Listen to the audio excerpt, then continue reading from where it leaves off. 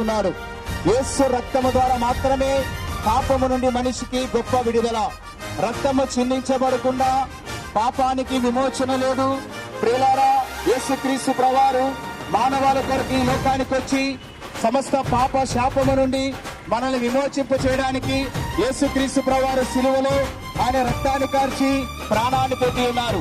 యేసు రక్తము ద్వారా మాత్రమే పాపము నుండి మనిషికి గొప్ప విడుదల.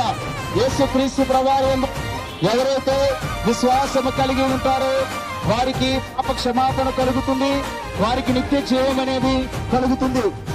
క్షమిస్తున్నాడు. రక్తము ద్వారా మాత్రమే పాపము నుండి మనిషికి గొప్ప విడుదల.